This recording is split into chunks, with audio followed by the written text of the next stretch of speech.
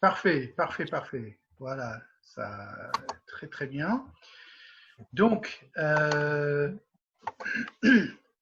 je vais traiter un sujet très précis que je vais dévoiler dans quelques secondes, mais je vais commencer avec,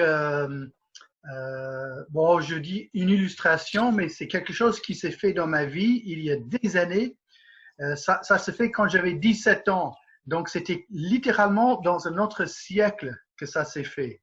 Ah, 1983, hein. Mais bon. oui, Euh, donc, en fait, j'ai eu un ami qui, très ami, mais il est parti à la fac. Il n'était pas chrétien et il est revenu et il m'a raconté cette histoire. Il m'a dit qu'il faisait des études bibliques. Il n'était pas chrétien, hein. Il lisait la Bible et à un moment donné, sa lampe, donc c'est pour ça que je donne l'image. Hein, bon, je suis allé sur Internet et j'ai tapé étudiant lampe d'études, lampe de bureau, quelque chose comme ça. voilà.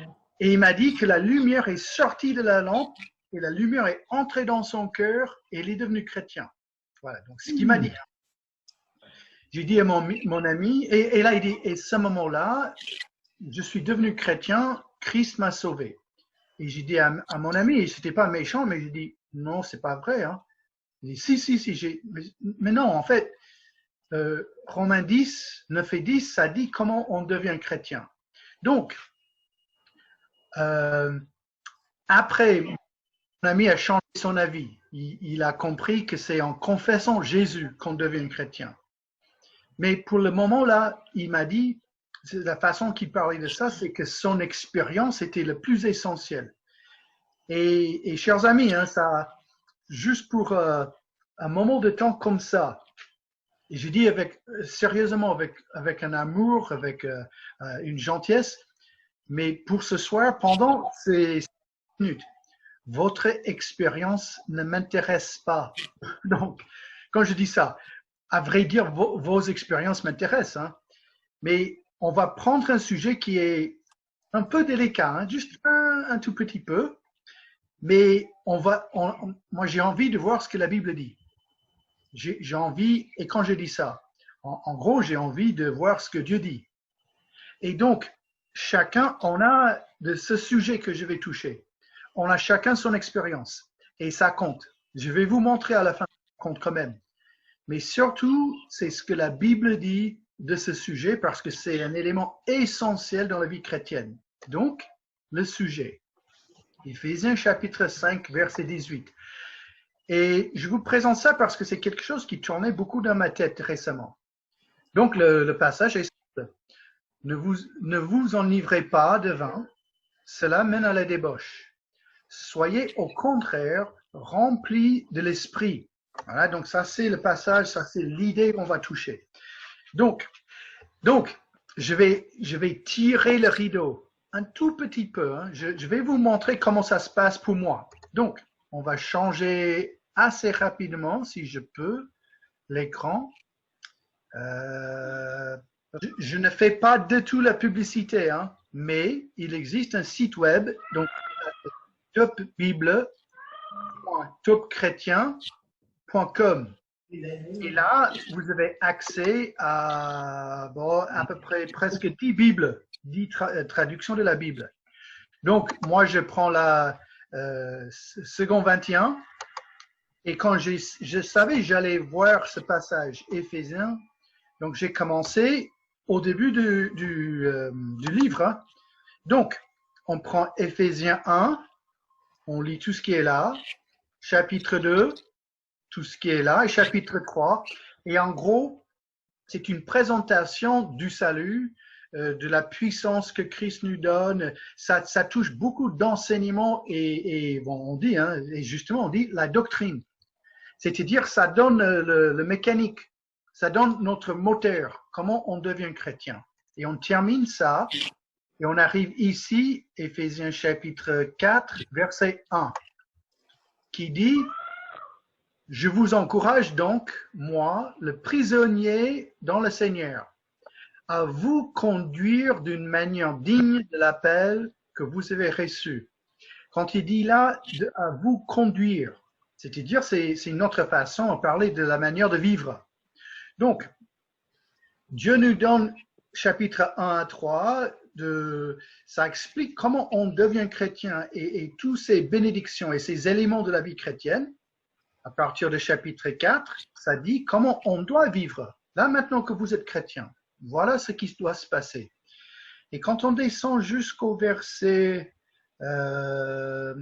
verset 22, qui dit, on vous a enseigné à vous débarrasser.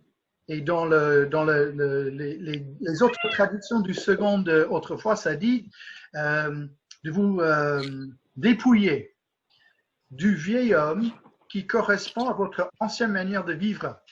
Et d'un coup, l'apôtre Paul, dirigé par le Saint-Esprit, il va dire deux choses. Il dit d'abord, on va enlever, on va dépouiller, on va débarrasser de notre ancienne manière de vivre, à vous laisser renouveler par l'Esprit dans votre intelligence et de vous revêtir de l'homme nouveau. Donc, par la suite, il va parler toujours des contrastes. Il va montrer une chose qui s'est fait avant et une chose qui s'est fait après. Donc ici, le contraste, c'est la suite.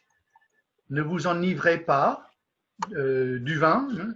Soyez au contraire remplis du Saint-Esprit. Donc il y a un avant Jésus et un après Jésus. Et ça va se voir ici avec le Saint-Esprit. Donc, il commence avec le côté de l'ancienne manière à vivre. Ne vous enivrez pas du vin, cela mène à la débauche. Donc, on peut penser tout de suite à cet élément qui est, il est ivre, il fait des bêtises, ça amène à la débauche, et voilà, il parle d'une façon de la moralité, la façon il faut approcher le vin ou l'alcool. C'est possible. Mais moi, je crois qu'il y a quelque chose qui va plus loin, surtout avec le mot la débauche. Parce qu'ici, c'est une image qui est prise carrément de l'époque de l'apôtre Paul, de la ville d'Éphèse. Et là, on a le temple. Donc, c'est le temple où on fait les sacrifices, ils ont loué Diane. Et en fait, quand... c'est délicat, hein, le moment du culte, c'était la débauche et on arrête là. Hein. Mais pour entrer dans la débauche, ils buvaient beaucoup. Mais quand je dis ils buvaient beaucoup. Parce qu'en fait, ils allaient faire des choses, même pour les non-chrétiens, qui n'étaient pas 100% décents, naturels. Et donc, au moins ici à Éphèse, il y avait une notion que, oui, l'alcool, c'est pour la fête, c'est pour le repas, c'est pour le plaisir. Mais aussi, l'alcool, c'est pour le culte. Parce que quand on prend une énorme quantité d'alcool, on entre dans notre louange hein, à Diane. Et Paul, il dit, il faut éviter. Ne soyez pas ivres. Évitez cette débauche. Donc, il dit, ça c'est l'ancienne manière à vivre. Par contre, soyez remplis de l'esprit. Donc, dans la langue française, je vais vous donner l'image de ce qu'on pense, à mon avis, de ce verset. Rempli, c'est logique. Il y a un verre qui n'est pas rempli, l'autre est rempli, et l'autre c'est moitié. Il y a une chose quand même que Dieu bénit l'Église aujourd'hui. C'est-à-dire qu'on a beaucoup d'écrits de l'époque de Jésus, de l'apôtre Paul, et on peut comparer les mots, on peut voir le sens de ces mots à l'époque de la Bible. Donc, je vais vous donner deux images, c'est les deux images qui sont le plus répandues de notre mot remplir. Et vous allez voir, ce n'est pas la même idée, ce n'est pas exactement la même chose. D'abord, ce mot est employé aussi dans la Bible que beaucoup d'autres écrits avec les voiles. Et on a le vent qui remplit le voile, ou les voiles. Donc, normalement, bon, je ne suis pas un grand marin, hein. Je ne suis pas quelqu'un... moi, je suis né dans la petite maison dans la prairie et pas à la mer, hein, ça c'est autre chose. Hein. Mais bon, après quelques années à La Rochelle, je comprends ce que ça veut dire, le vent dans les voiles. Donc, normalement, on ne parle pas de la voile qui est trois quarts remplie ou moitié remplie. Quand on parle du vent, on parle le vent qui dirige, le vent qui mène. Donc, quand il y a un beau vent, ça remplit les voiles, mais dans l'idée que ça pousse, ça dirige. Ça, c'est une façon. Ensuite, on voit ce même mot, rempli, c'est dans Jean 16, verset 6. Ça parle de Jésus qui dit à ses disciples, il va partir. Il dit, mais parce que je vous ai parlé ainsi, la tristesse a rempli votre cœur. Donc, encore, quand on parle de tristesse qui est remplie, on ne dit, bon, je ne sais pas vous, mais moi je dis jamais, oui, je suis moitié rempli de tristesse. Ce n'est pas le sens. Être rempli de tristesse, c'est plutôt cette image ici, hein, que je suis écrasé, que je suis carrément dirigé par la tristesse dans mon cœur. Donc, je vais vous montrer une autre image. Je vais vous laisser deviner les émotions de cette fille. La jeune fille dans la prochaine image, elle est remplie de joie. Exact. Donc, Sylvie, quand j'ai tapé photo la joie. Je suis tombé là. Donc, vous m'excusez, j'espère que ce n'est pas votre nièce, mais j'ai dit, elle est remplie de joie ou de folie. Hein, je sais pas. Non, et je blague. C'est pas vrai. Hein. La jeune fille est remplie de joie. Comment je le sais? Hein, donc, avec ces deux mots, on commence à avoir une image qui est un peu différente que notre mot remplir un verre d'eau en français. Soyez au contraire remplis de l'esprit, ou sinon, soyez au contraire dirigés ou guidés de l'esprit. Et d'un coup, ça change beaucoup. Parce qu'en fait, on peut dire que, ouais, mais dans mon expérience, je n'ai pas toujours 100% de l'esprit. Et en fait, selon la Bible, ça ne veut rien dire.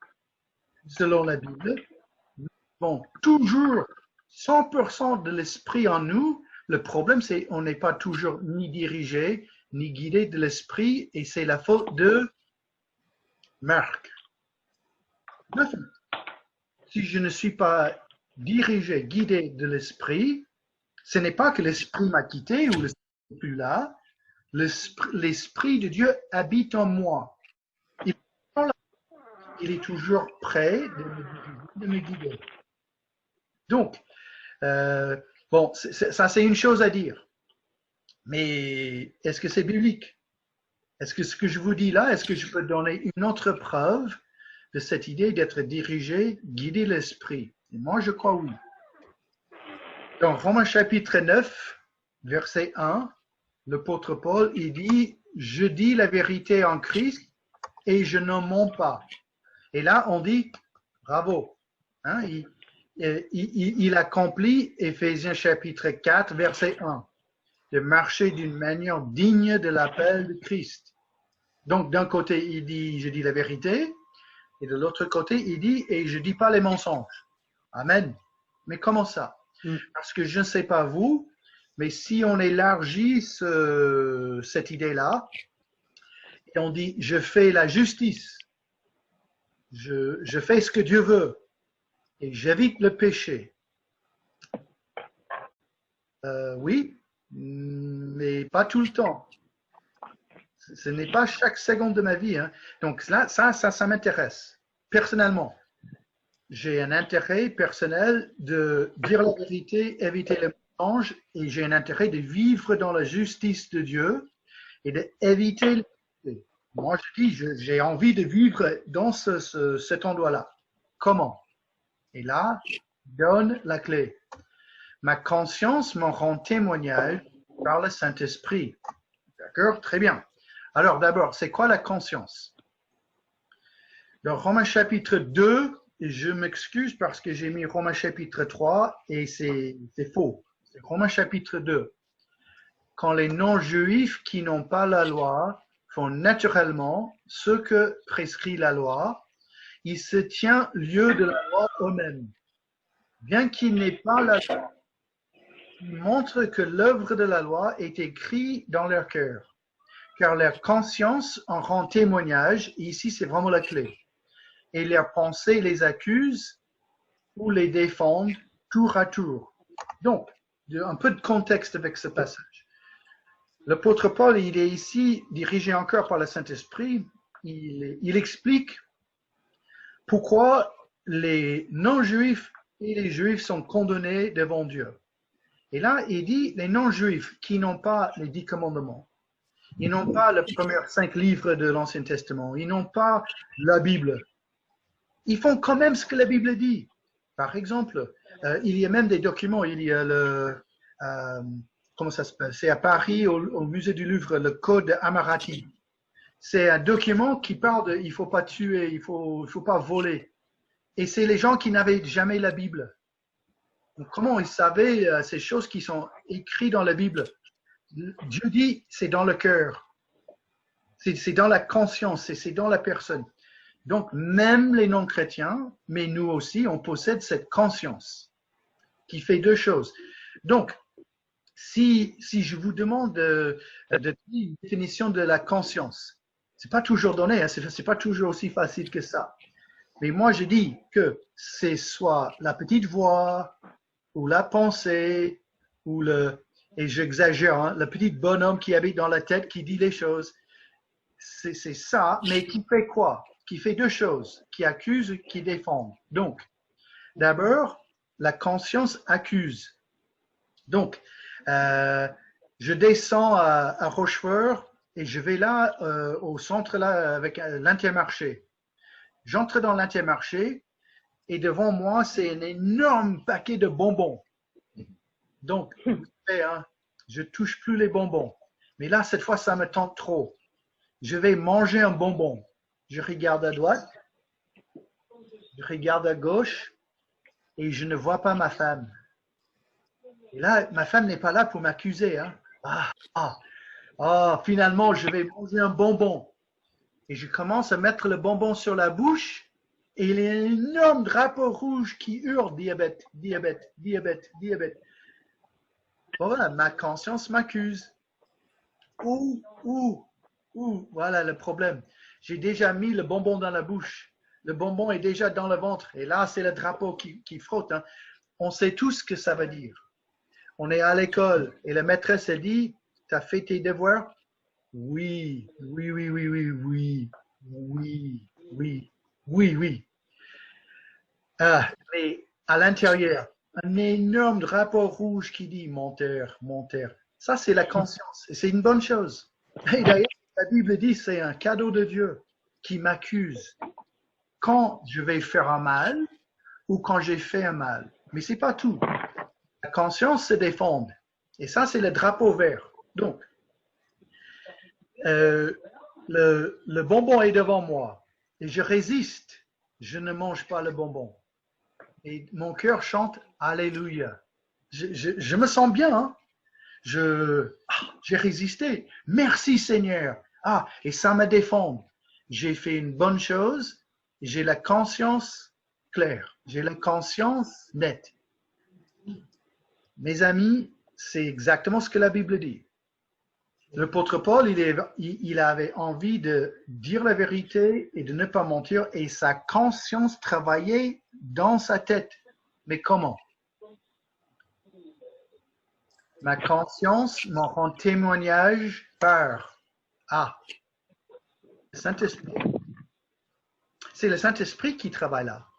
C'est pas juste ma conscience, ce n'est pas, et vous m'excusez le terme parce que c'est faux, hein, mais ce n'est pas Supermarque. Et d'ailleurs, ça n'existe pas. Ça fait un bon moment, je ne crois pas plus du tout au principe de super chrétien. Il n'y a pas de super chrétiens. Il y a les chrétiens qui sont simplement dirigés par le Saint-Esprit. Ce n'est jamais moi. C'est toujours l'Esprit de Dieu. Si j'évite le mensonge et si je dis la vérité, merci Seigneur. Parce que même si ma conscience a travaillé, comment? Ma conscience me rend témoignage, mais par l'Esprit de Dieu. Et donc, on revient à cette idée, être dirigé, guidé, rempli de l'esprit. Voilà.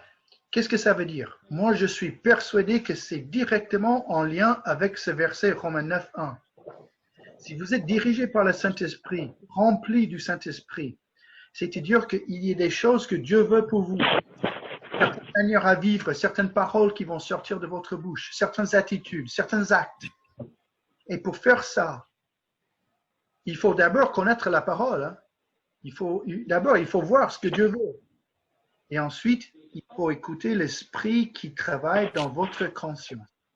Et c'est là où je vois l'idée de l'expérience. C'est-à-dire que parfois, il y a des choses qui ne sont pas même dans la Bible. Donc, par exemple, qu'est-ce que Dieu veut que je fasse avec mon portable? Cherche un verset de la Bible. Hop. Le mot portable n'est pas dans le Nouveau ni l'Ancien Testament, je vous promets. Hein. J'ai déjà cherché. C'était très facile. Portable, Bible, 0. Alors, comment je vais employer mon portable à la gloire de Dieu? Même si je n'ai pas un verset, j'ai certains principes, mais j'ai l'Esprit de Dieu qui travaille dans ma conscience. Et si je prie, et si je demande l'aide de Dieu, pour moi, c'est une promesse qui est là. L'Esprit de Dieu dirige toujours quand on veut faire la justice. Je vais vous montrer encore juste 2-3 petites preuves là. Après Colossiens 3.16, on a à peu près, dans un sens, la même liste des choses que ça parle de hommes, femmes, parents, enfants, maîtres et ouvriers. Ça parle de la façon à vivre. Et là, c'est encore une autre façon de voir les choses. Au lieu de l'esprit, ça dit que la parole de Christ habite en vous dans sa richesse. Et ce mot habiter là, c'est l'idée de demeurer en ou habiter dans quelqu'un et l'influencer pour le bien. Donc on voit la parole et l'esprit marchent ensemble. Quand j'ai la parole dans la tête, l'esprit travaille ma conscience pour me pousser vers ces bonnes choses. Et ensuite, on voit vraiment l'essentiel ici. En effet, la nature humaine tend à la révolte contre Dieu, parce qu'elle ne se soumet pas à la loi de Dieu et qu'elle n'est même pas capable. Or, ceux qui sont animés par leur nature propre ne peuvent pas plaire à Dieu. Quant à vous, vous n'êtes pas animés par votre nature propre, mais par l'Esprit. Si du moins l'Esprit de Dieu habite en vous. Si quelqu'un n'a pas l'Esprit de Christ, il ne lui appartient pas. Et je vois dans deux sens les principes de ce verset. Si je ne suis pas un enfant de Dieu, je n'ai pas l'Esprit de Dieu. Si je suis un enfant de Dieu, l'Esprit de Dieu habite en moi. Et pourquoi? Pour que je puisse être guidé, dirigé chaque instant de la vie. Chers amis, ça c'est une richesse qui est énorme. Je ne suis pas responsable pour tout. Je ne suis pas quelqu'un qui est complètement dépendant sur ma propre force. Dieu me donne son esprit qui habite en moi, qui dirige dans ma conscience, qui me montre la vérité, qui m'encourage, qui me défend, mais aussi qui m'accuse quand j'ai fait un mal. Et donc, peut-être plus que jamais, hein, bon, peut-être j'exagère, je ne sais pas, mais peut-être plus que jamais, il faut qu'aujourd'hui, dans ces temps qui sont vraiment compliqués, il faut qu'on vive plus que jamais par l'Esprit de Dieu. Tout ce qu'on fait, tout ce qu'on est, tout ce qu'on pense, tous nos actes, il faut constamment qu'on soit dirigé par l'Esprit de Dieu. Voilà les amis, c'est une pensée de la parole de Dieu.